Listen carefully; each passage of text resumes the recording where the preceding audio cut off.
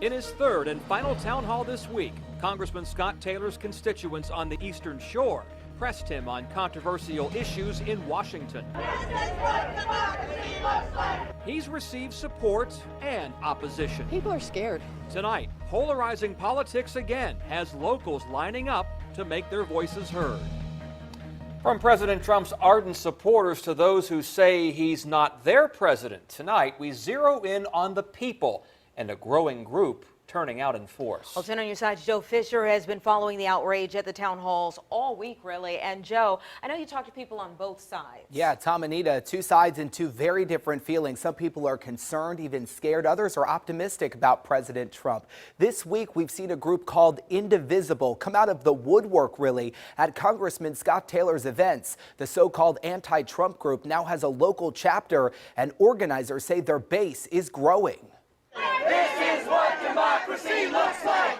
Tense moments have overshadowed the conversation at Congressman Scott Taylor's town hall meetings. Again, healthcare isn't a right, it's a privilege. I might well be one of those people that dies because they don't have health coverage. The outrage echoed across the country, prompting this tweet by the president. The so-called angry crowds in home districts of some Republicans are actually, in numerous cases, planned out by liberal activists. Sad. Whatever label you want to put on that, Mr. Trump, that's up to you. But we are just American citizens who have a right to vote and want our questions answered. Robin Kessler and Ron Rowe are leaders with Indivisible 757, a group that advises against even using the president's name. We're looking for people who support our values.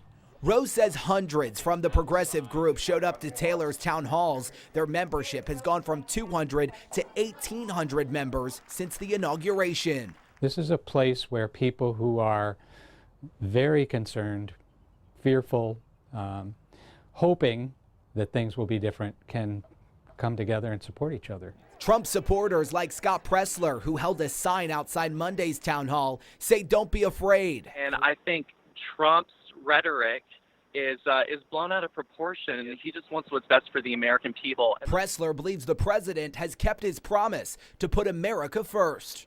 We're having hundreds of thousands of jobs coming back to our country from places like China and Mexico. I think that the American people should be happy. A country divided yet engaged in holding their elected leaders accountable. And the Indivisible 757 group says they do vet people before accepting them on Facebook, although they wouldn't talk specifics about their process. Meantime, Trump supporters will march for Trump on March 4th at Mount Trashmore. And we posted all of the information you need about that event over on Wavy.com.